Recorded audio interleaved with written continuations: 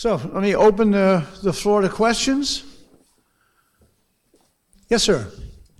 Come down to the mic, state your name and your question.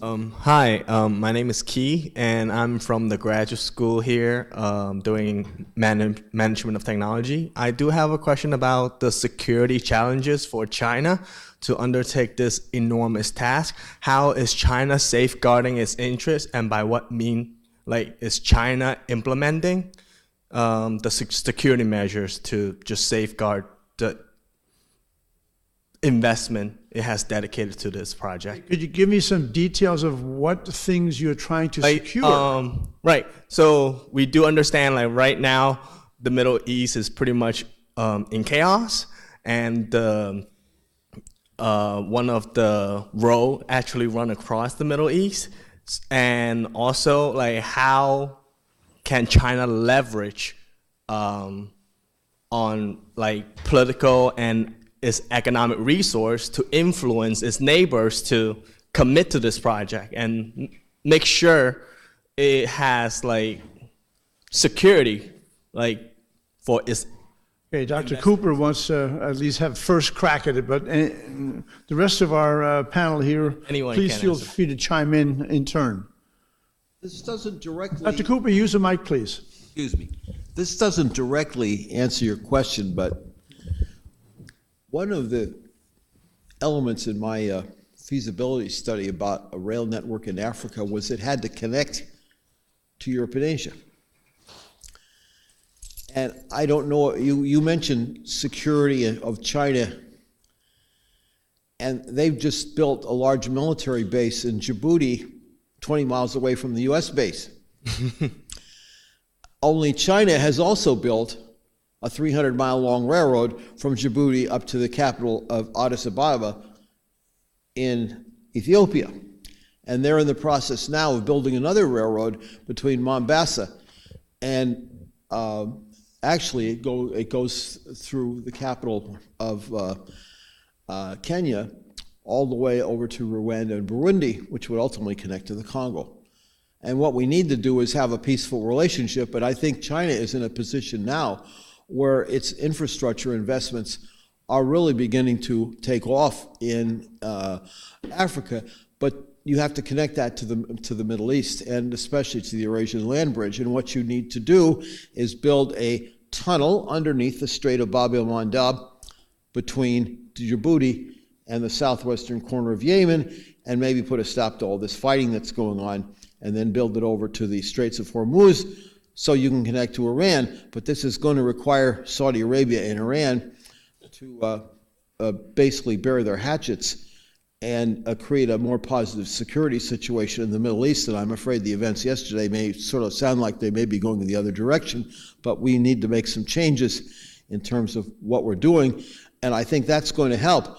But China is certainly taking the lead in both Africa and South America, and I think the United States dropped the ball, and unfortunately I don't think we're going to be able to pick the ball up.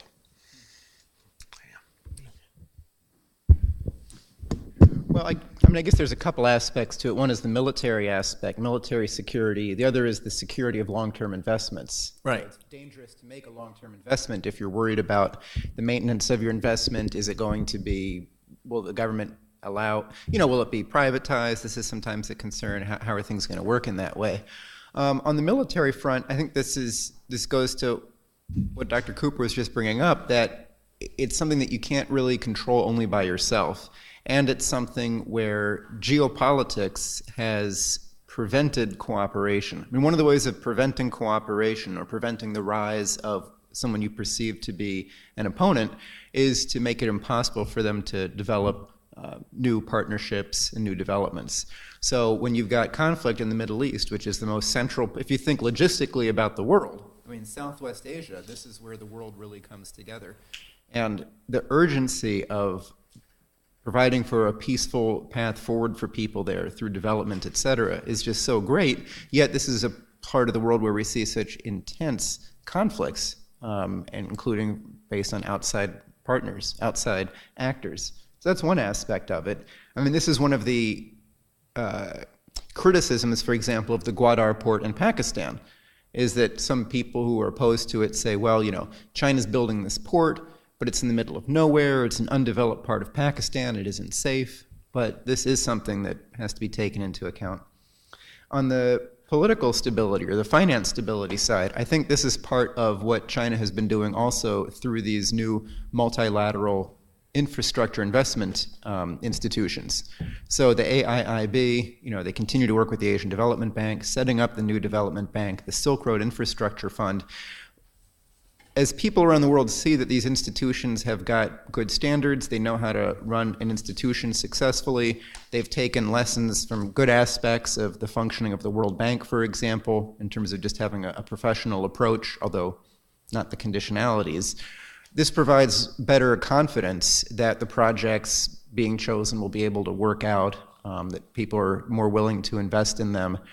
But what's really needed is a political context for it, either bilateral, which China's done a great deal of, or increasingly other multilateral commitments of nations working together, as on the current Eurasian land bridge that goes from China all the way to Rotterdam. I mean, this represents a commitment of the nations along the way that, hey, this route will function. We will make sure that it's in repair, that the cargo will get there on time. I don't know if that addresses what you were... I think it does, but I do have a follow-up question.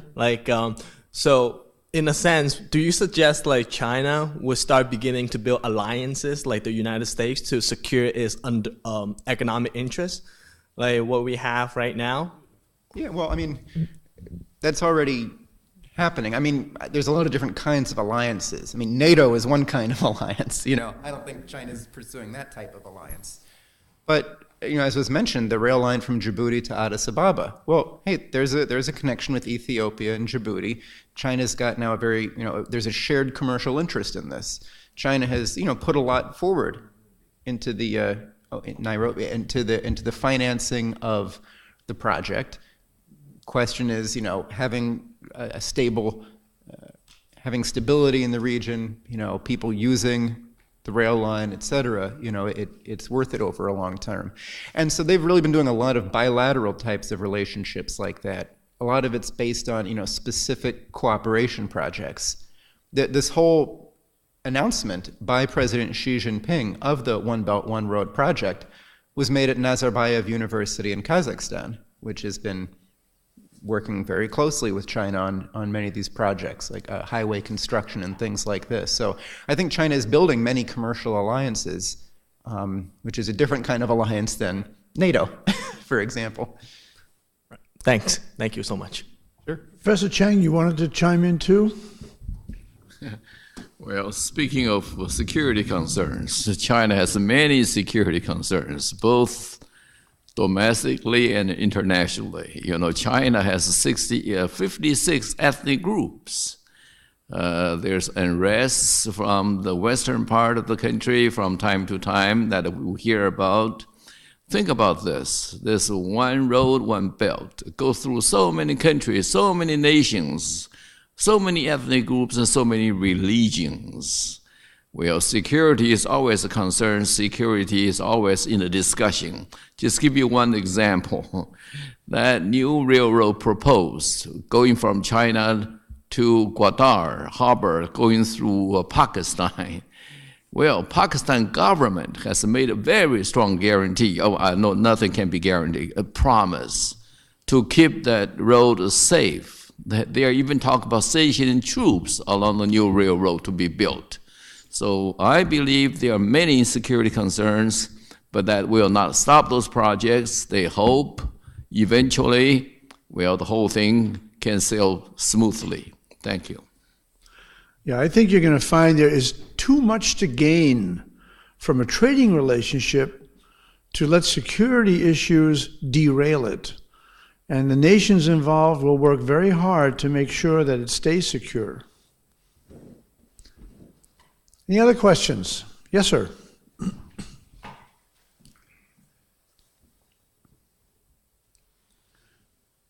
My name is Benjamin Igwebike. I'm a research graduate student in engineering.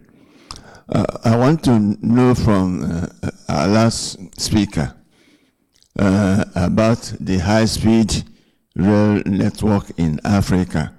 I want him to comment more on it and how the route was chosen and what led to the route from Kinshasa to Congo River and then to South Africa. How did you choose the route? How was the route chosen? I don't know anything. Generally, it was along the existing highways. In a few places where there's railroads, we went along generally where the existing routes were. And in areas where there was not heavy population in intermediate regions, we went to between the major population centers and or capitals of the countries, and also where there might be resources. A related issue is electric power, because that goes along with the railroad, especially if it's electric, and that's another issue that has to be addressed. And then also, separately, was pumping water, because the Congo has a great deal of water and other parts of Africa do not. Going north to Lake Chad, going east to the White Nile River were certainly issues. And then, of course, you have the problem in the southwest part of Africa with the need for water in Angola and Namibia, and to the far western part of South Africa, as well as to Botswana, as best I can remember. But generally, it was along existing corridors that already exist.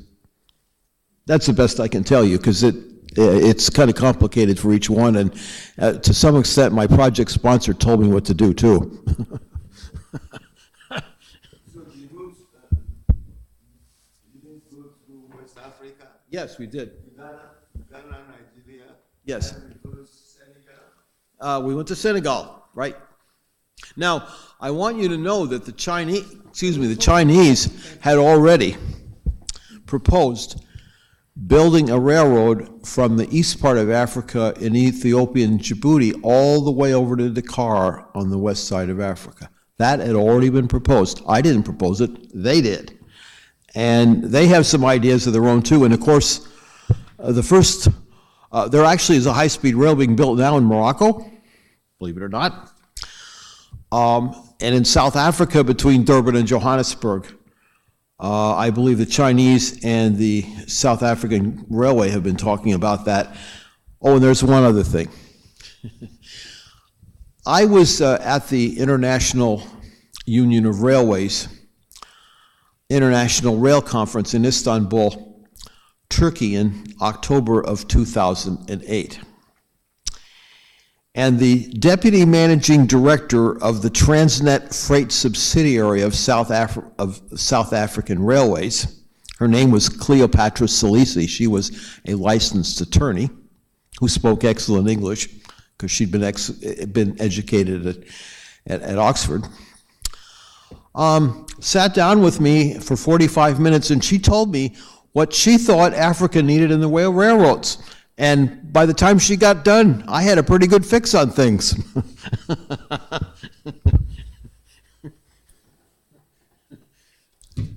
Next question. Yes, sir. Please come up.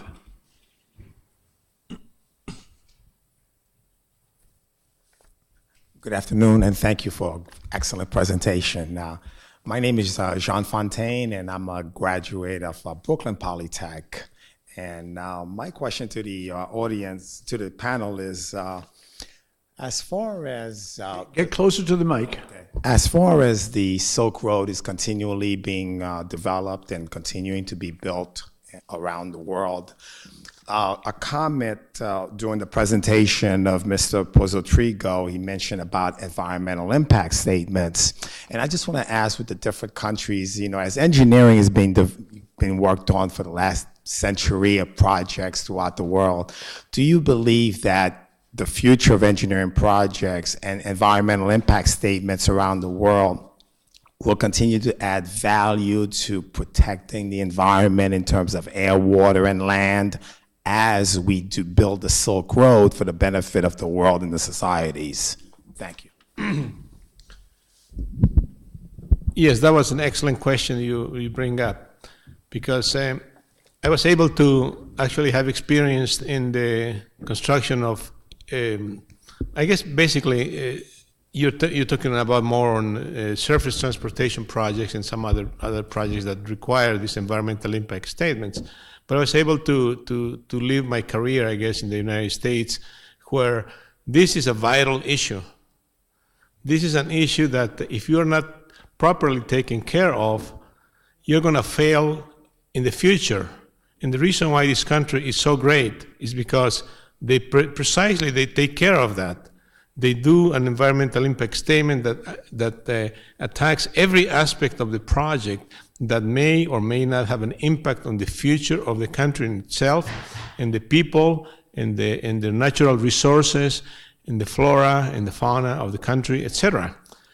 What I notice on the rest of the world, which I don't have too much experience, but I was able to at least sample some countries that are trying to do the same thing on their infrastructure projects, is that unfortunately the environmental impact statements that they do create are not well developed or not taken with the same seriousness as the more developed countries do. And probably in Europe they do the same thing. But Europe doesn't have the same problems as other continents. Like I was just saying, America is a very pristine continent. Africa is also.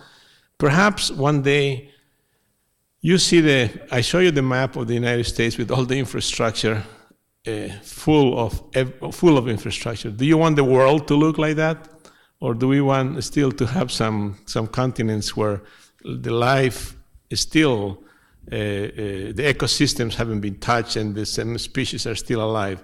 So what I'm saying is that it's a responsibility of every country to take care of their own environmental impact statements to ensure in the China security, you're talking about that, to make sure that that aspect is very, very well thought of before you engage into just wild construction of infrastructure projects. I just wanted to follow up real quickly on the same thing that you had mentioned. You had mentioned earlier someone about the necessity for the engineering curriculum around the world in different to, I guess, maybe come to the same level of standard as the United States or China, things like that.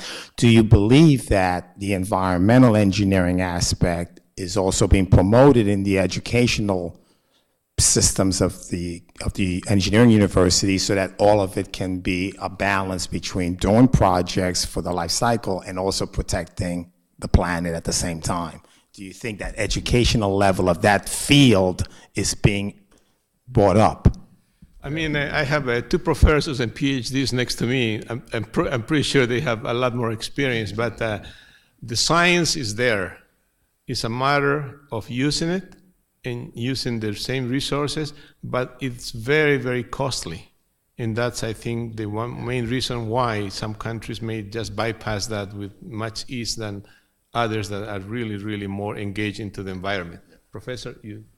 Well, that's a very good question. You talk about engineering, environmental aspect. Right now, every project requires, prior to the project, environmental impact report, what we call EIR. Well, I was engineering faculty. Our department, the name actually changed from civil engineering to civil and environmental engineering. Environmental engineering has become an important segment of civil engineering, period. Right now, our faculty, we hired all the new faculty members. Well, most of, I wouldn't say all. Most new faculty members are in environmental engineering. Well, they study something different. They study biology, they study ecology, environmental impact report. I have seen several environmental impact reports. They touch upon all kinds of things. Air, water, even anthropology, even archaeology, and so many things are included. The environmental engineering covers all kinds of things we can think of. Right now, the EIR report has become a necessary part prior to any engineering design. If we cannot publish the EIR, the project cannot be implemented, cannot be proceeded. So EIR is a prerequisite for all the engineering projects in America. Another way of putting that is that engineering is finally being done right and correctly. Thank you. Well, I'd like to say on that there's you'd commented about whether there is the wherewithal to take that into consideration. I mean, if we look at China, for example, which is famous for its air pollution in the big cities, it's not that there aren't regulations that would cut this down, it's that there's not a culture of actually implementing them. So it's also a matter of development. I mean, wealthy countries are better able to afford to be clean. Another aspect is that sometimes you might not think about this, but building a coal power plant, for example, a coal power plant can increase the air quality for people in an indirect way. Let's say that this is the first power that's brought to a region where people otherwise are cooking with animal dung or biomass in the home or coal in the home. By having that centralized in a power station, as opposed to having the very direct and intense pollution of breathing smoke in your own household, even a coal plant, even one without a lot of safeguards on it, or scrubbers, etc., might actually improve the experienced air quality that people have. But I think overall it's really a question of just economic development. I mean, you don't go to I can't really think of an example of a very wealthy, very high GDP nation that simultaneously is, filthy in that regard. Like, Netherlands or Belgium or something like that. They're very clean places. So I think it's just a natural thing that comes forward as you're able to pay for genuine, improvements in it. That makes sense.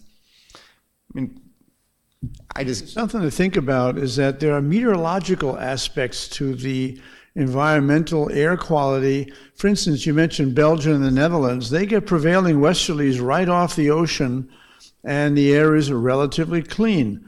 A number of cities in the world are literally built in bowls, natural bowls, where you get high pressure inversions that trap pollutants over days and days and days, and then finally get swept away. I've experienced both in China, and believe me, the clear days are much nicer than the polluted days. But they are working and putting scrubbers in the coal-fired plants that they have put there.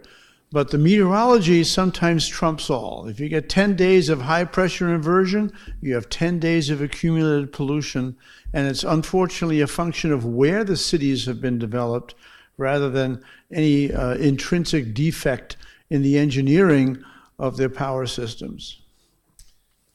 Yes, so all those aspects of the environment in the engineering are well-known facts, okay? For example, many countries decide to build a thermoelectric plant where they have to build a dam and flood big areas of land. That will eventually probably produce pollution. But people know that, and yet they still do it without taking any other measures. Some other countries that are more conscientious of this aspect, they will not do that. They will take measurements not to have that type of a pollution, let's say. Same thing with the cars. It's a very basic example. If you could drive a car that's producing pollution, all day long, who cares? Just drive in the car. Another country doesn't allow that. So those regulations are up to every country to implement. And if they have the regulations that they are well-known facts, environmental will not be a problem. But I think it is because of the economic reason, like he was saying, like some countries don't have the money to do this, and then they just go ahead with the plans the best they can, let's say. But eventually they'll pay for it, that's for sure.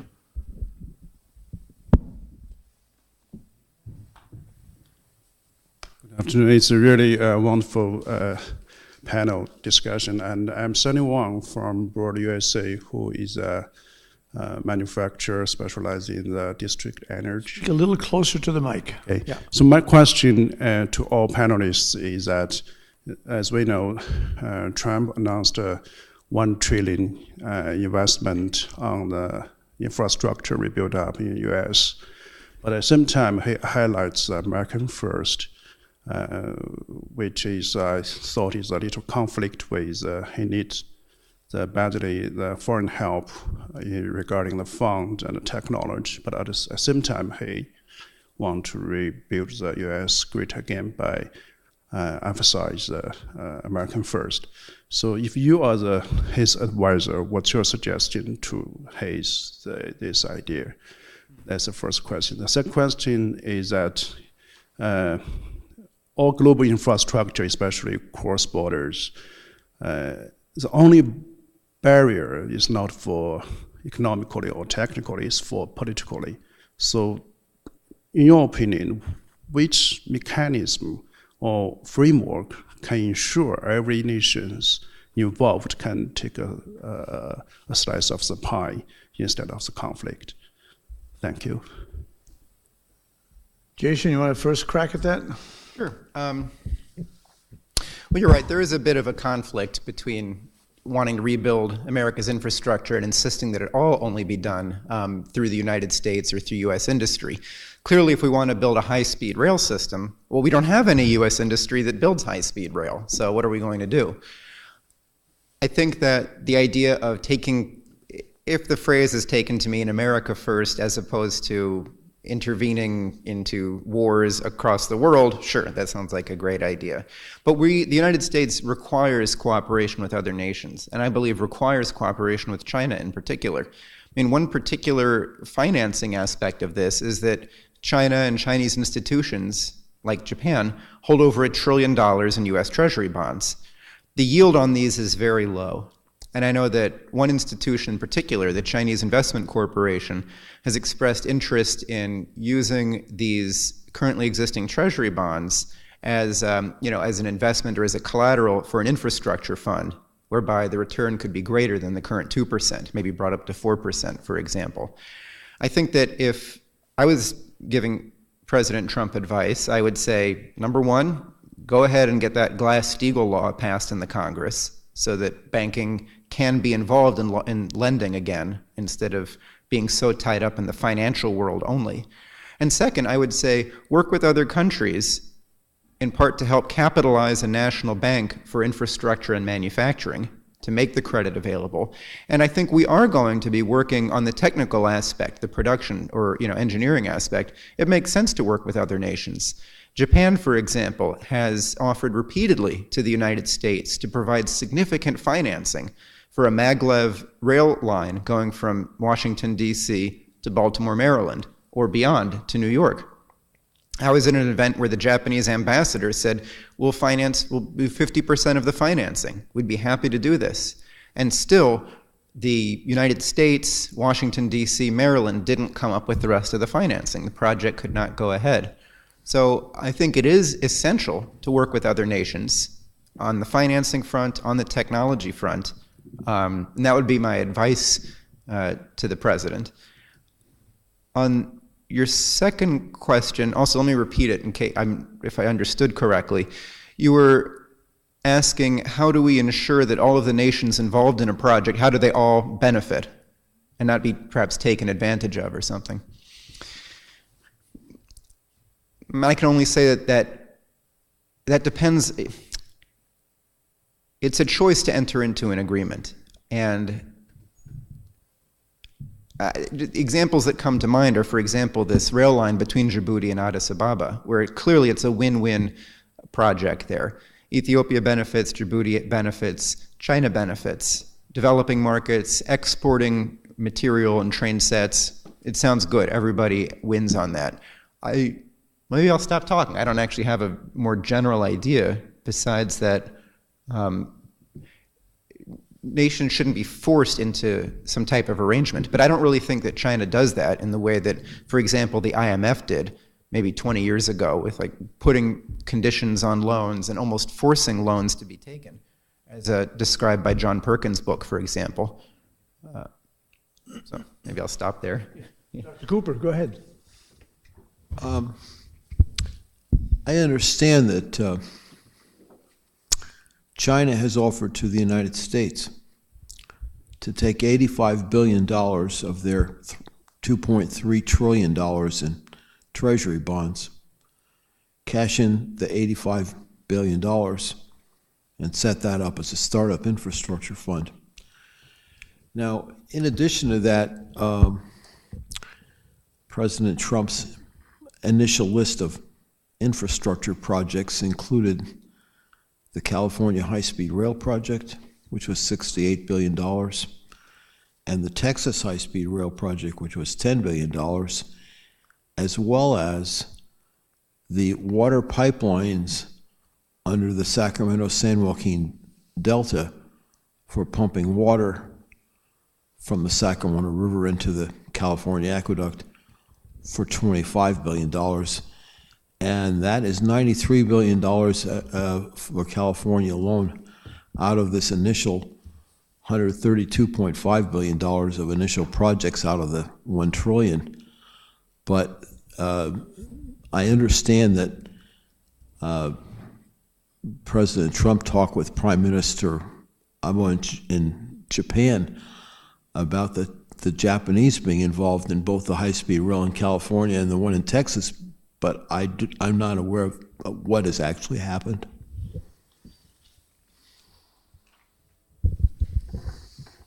Any other questions?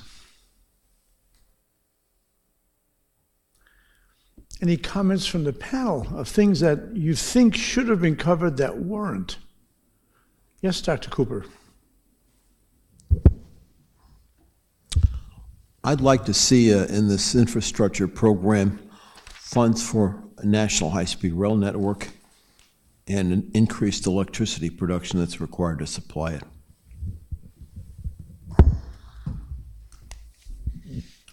It's a very minor comment. Albert, when you had showed the chart from the ASCE about the financing needs and then the shortfalls, I noticed they were written in absolute terms. A couple of them put in percentages rather than absolute numbers I thought were really shocking, and I just wanted to remark on those.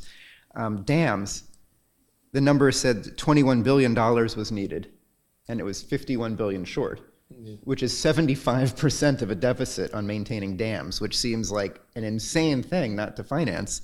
The other one was levees, which I believe the number was 80 billion with only 8 committed, meaning a 90% deficit on financing of keeping... In the mic. Oh, and then the other one was levees, where out of the 80 billion required, the deficit was 72 billion, or 90% of the financing required to maintain levees, which seems like the sort of thing you would not underfund, given the catastrophic implications of a failure. Right. I mean, that was a very nice, smart catch you did. Because I didn't have a time to explain all those aspects, but that chart is very interesting. And one of the reasons why it is like that is because it's something like if you don't see, you don't feel it, right? I mean, something that like the dam, for example, we actually do not know, or we cannot see the level of decay and the level of need inside the dam because it's full of water most of the time.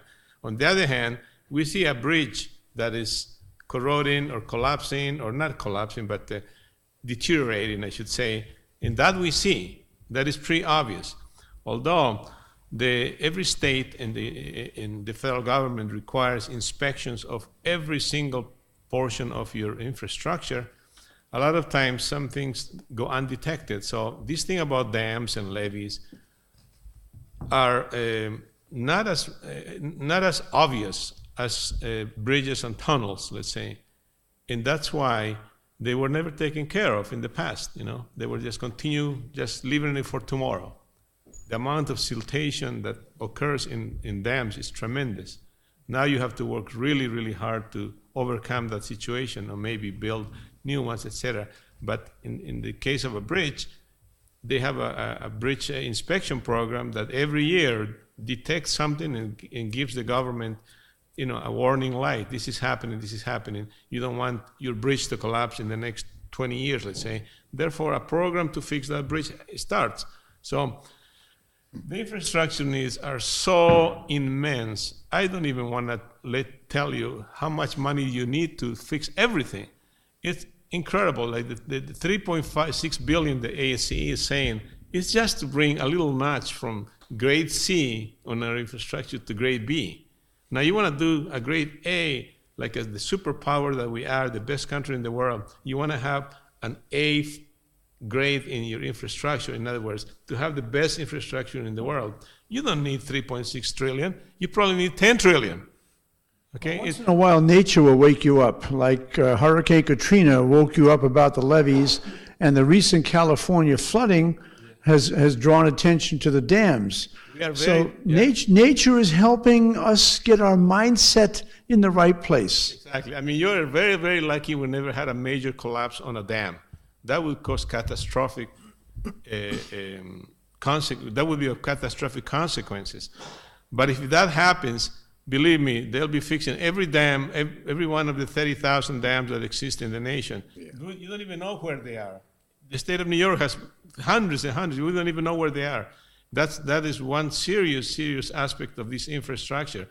I mean, you wish to say maybe, hey, listen, let's not spend $3 trillion in the military, okay? Let's put that towards our own country and maybe work here. That's why I think Trump says America first, because he sees all these things, but there is no money really. There's no other money that's coming through. It'll just be a matter of shifting the GDP from these education problems, from social problems, from military things that we have, into a little bit into... Well, keep in mind, there are ways that we can spend money more wisely. Instead of paying $300 a gallon for biofuel for the Navy, we can buy diesel at $1.63.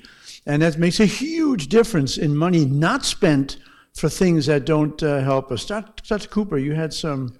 Yeah. Yes. Dams. That's our subject. I've been working with the First Nations in Canada on developing a system for pumping water from the Mackenzie River in the Northwest Territories of Canada to California. It doesn't look like my timing's very good because the last thing California needs right now is more water. But as we know, they also have droughts. Give it a few years. Yeah. That's right. And they need to replenish the groundwater in the San Joaquin Valley, among other things. But this would involve actually adding considerably 20 to 30% of the flow in the Columbia River, having it all go down the Columbia River from Kinbasket Lake up in northern British Columbia and Williston Lake down all the way to the Dalles in Oregon and pump it to California and put it in the Pitt River and ship it down to Sacramento on the Sacramento River, where you're making the maximum use out of the existing infrastructure. But all the dams are going to have to get increased in capacity. And we also need to put systems in to take care of the salmon, the old ones going upstream and the young ones going downstream. There's a company in Seattle that has what's called the Seattle Whoosh Company that is doing that, wants to do it anyway, rather than taking dams out, which we don't need to do. But the increased hydroelectric power sales would probably go a long way towards making the project self-sufficient economically, plus selling the water to California. I mean, nature can provide a wake-up call on occasion, but what does that call say? I mean, bad things themselves don't create good ideas. People all around the world experience bad things that occur to them without necessarily gaining any new insight from it. Courageous people who have creative new insights and then fight to make them happen, that's where new good ideas come from. So the issue at hand, I think, is that when we talk about, well, we spent money on this as opposed to that, or, you know, Jack Ma, the founder of Alibaba, at Davos, at the World Economic Forum, he had said, well, over the past dozen years, the U.S. has spent $14 trillion on wars. Maybe that could have better been invested in infrastructure. Now, it's sure true. That's $14 trillion is a whole lot of There's your $10 trillion. Great, we could have had it. At the same time, you got to recognize it's also not, you know, reallocating a pie. You know, as I was saying in my presentation, these aren't just the sort of costs that you incur in order to keep things going, like you go to the doctor every so often or pay your dental bill. These are a major aspect of moving us forward to that next level of what human development is going to be.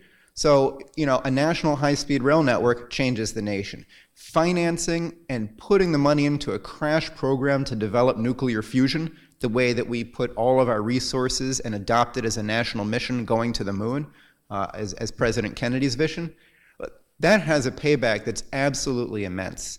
And so I just think we should always keep in mind, what's that next level of infrastructure going to be? What's that next platform going to be? And how is it going to provide the environment, the human environment that we'll live in, to do something fundamentally new and unique and wonderful as a human species, like expand and increase our mastery over space as we do all the things that need taken care of here, like eliminating poverty on the planet, which there is no reason for anybody to be in poverty anymore. And as China has shown, pulling 700 million people out of poverty in the past few decades, this is certainly achievable. This can be done. And we need to spend our money on more productive things than keeping the world safe for Saudi Arabian oil, because the United States is now a net exporter, not an importer. It looked like the attack yesterday hit the wrong target. Okay, any other comments from the audience? Questions, observations? The panel, yes? The only thing we didn't touch is the infrastructure of going to find new worlds in space. I think we're finishing the infrastructure of this world, Earth, our planet Earth, and I think we're going to need very soon a few more planets to be able to curb our appetite. Either that or just forget about going to space and use Africa and Central and South America, which haven't been touched yet, and then leave our world there. I don't know which one is better, to go to space or to completely... Well, as an ex-NASA person, I can tell you I'm in favor of space. And the reason why is that the technology explosion that happened as a result of the Apollo program benefited the entire planet. Every job, every person has been affected by the benefits that we achieved by going to the moon. And at a prior meeting, someone said, well, what about the ditch digger? And my answer was, take a look at the titanium coating on his shovel and tell me that it hasn't been affected by the space program. Now, if we end up going to Mars or to Phobos, the technology that we need to develop to get there is the rationale for doing it. Not because you want to go to Mars, but you will benefit the entire planet in multiple ways. So that's why I vote for space. I don't say neglect Africa, because I think Africa needs a grid, and it needs it badly. And it needs to improve and develop a market that is then becomes a world market. These are all important things to do, but we can do them together, and we can do them cooperating with each other. And that, I think, is the main thrust of the New Silk Road. It is win-win for the world. So end of speech. Yes, sir. Well, Elon Musk is doing... You're talking in a mic. Elon Musk is doing a great job on promoting space, as well as being on the ground with batteries. And I think he's helping to take care of that, and the rest of us need to worry about infrastructure. In terms of the way that we get to space, I mean, think about it, it's a little bit old-fashioned, or it will become seen as old-fashioned, hopefully in 50 years, that we get into space by sitting on top of a giant bomb and then exploding it. Obviously, there's much more involved in a rocket than setting off a firework, but the fact that we're using chemical energy, I mean, the Saturn V rocket, for example, going to the moon, for the payload delivered to the moon, what, less than 2%? 1% of the ground mass of the Saturn V rocket? Less than 1%, right? Huge rocket, here's what goes to the moon, right? Tiny. Chemical energy is not very effective at all when we compare it to nuclear. Again, the energy in a nucleus 10 to the 5th times the energy of electrical bonds that make up molecules.